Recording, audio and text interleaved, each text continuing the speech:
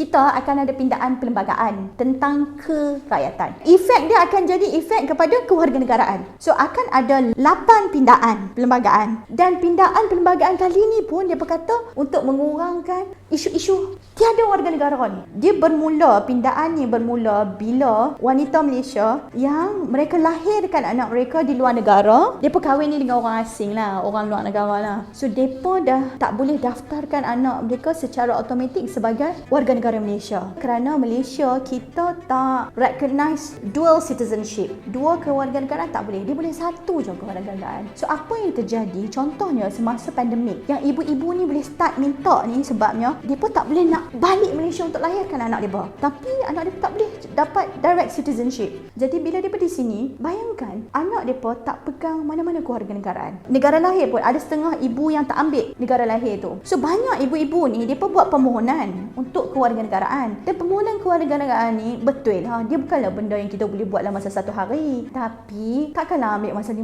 tahun. Bayangkan seorang kanak-kanak, when it takes 5 years for them to get citizenship, apa jadi? Sampai nak pergi sekolah. Selalunya isu bila nak pergi sekolah tu. So amendment ni untuk benarkan wanita, sebab lelaki boleh, lelaki Malaysia yang lahir, yang isterinya lahirkan anak di overseas, depa boleh dapat kerakyatan tu. Okey, yang cadangkan usul ni ada satu NGO nama depa Family Frontiers. So depa lah yang berusaha, sebabnya Family Frontiers ni consist of ibu-ibu yang mengalami masalah ni, and I personally listen to a lot of their stories. Dia case by case lah. Kita cuma nak benda tu dimudahkan. Kalau kita bagi dia the chance, you know, if you give it to bapa, why don't you give it to mak? Dia benda yang sama. Citizenship ni kita memang ingat macam benda senang. Pasal kita hidup-hidup mai keluar ada IC, ada surat beranak. But kita kena ingat citizenship ni adalah luxury to some. So pindaan ni kita nak minta dia kena decouple. Kita nak dia pisahkan. Isu ni dia bukan one size fit all. Kalau hang nak bagi isu parents yang Family Frontiers ni tadi, yang mak-mak ni tadi,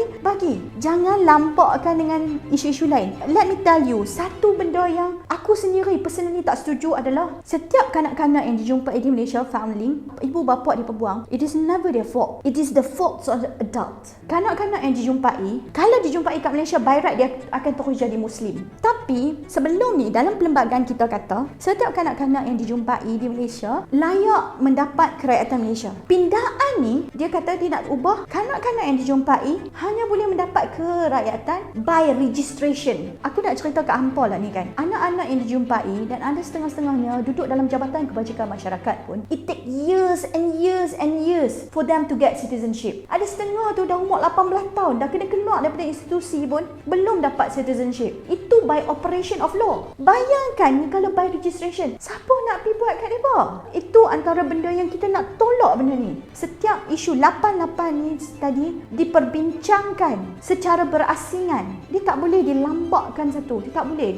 Dia akan jadi win to some and then discrimination to others. Tak boleh macam tu. Satu lagi yang mereka nak sangat tukar tu adalah, sebelum ni setiap kanak, dalam perlembagaan kita kata setiap kanak-kanak yang lahir di Malaysia yang mana salah seorang ibu bapanya adalah warga negara Malaysia atau pemastautin tetap, layak mendapat kewarganegaraan. So pindaan perlembagaan kali ni nak buang perkataan pemastautin tetap tu. So dia hanya akan jadi salah seorang ibu bapanya warga Malaysia. Ada berapa ramai kat Malaysia ni dapat IC biru daripada perut mak ayah mereka yang IC merah. Kalau kita kata pindaan ni adalah untuk mengurangkan masalah anak-anak tanpa negara, bayangkan kalau kita buang perkataan pemastautin tetap tu, it will add to more and more problem. Percayalah benda tu.